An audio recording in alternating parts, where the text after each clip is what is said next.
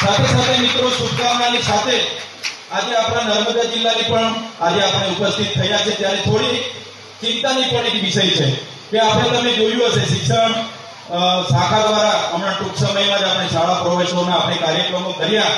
હું પણ એ દિવસો દરમિયાન રીગા પાદર શાળામાં હું ગયો.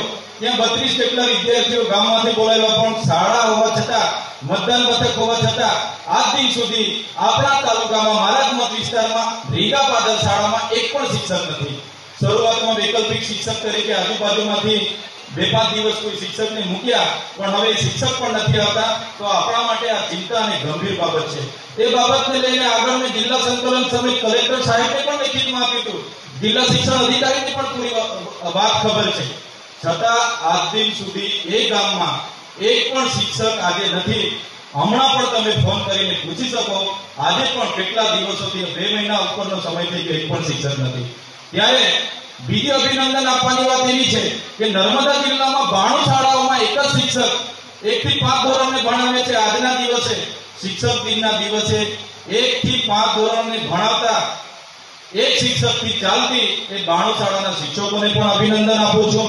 સાથે મને હમણાં થોડા દિવસો પહેલા શિક્ષણ નિયામકશ્રીનો મેં આગળ પત્ર લખ્યો હતો, ત્યારે એમણે જ મને માહિતી આપી છે કે આદિવાસી વિસ્તારોમાં 853 શાળાઓમાં માત્ર એક શિક્ષકથી ચાલે છે. 1663 શાળાઓ ગુજરાતની એક શિક્ષકથી ચાલે છે. ત્યારે એક શિક્ષકથી ચાલતી શાળાઓમાં પણ સારું પરિણામ લાવવા માટે મહેનત કરતા એક શિક્ષકને પણ આજના દિવસે હું અભિનંદન આપું છું. સાથે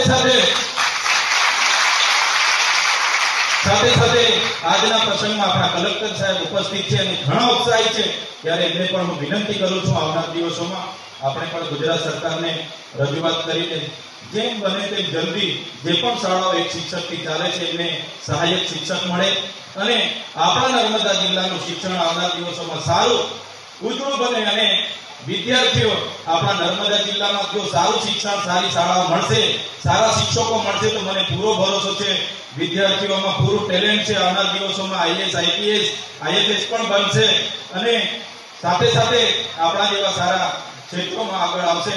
ચોક્કસપણે આજે મને કહેતા ગર્વ થાય છે, ધારાસભ્ય તરીકે મારી 2 વર્ષની દીકરી આજે પણ મારા ગામના આંગણવાડીમાં જઈને બેસે છે.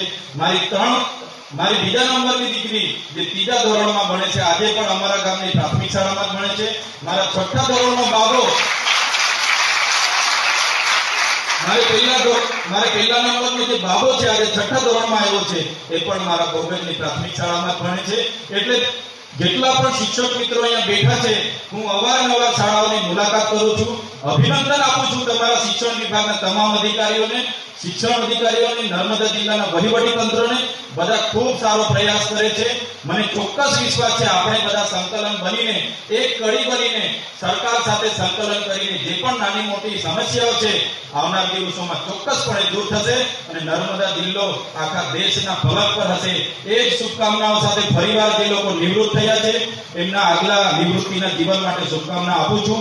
જે શિક્ષક મિત્રો શ્રેષ્ઠ તાલુકા જિલ્લામાં શ્રેષ્ઠ શિક્ષકની આજે એમને પારિતોષિક કર્યા છે એમને પણ આવનાર દિવસોમાં હજુ વધુ ને વધુ આગળ વધો એવી શુભકામના આપું છું. વિદ્યાર્થીઓને પણ શુભેચ્છા આપું છું.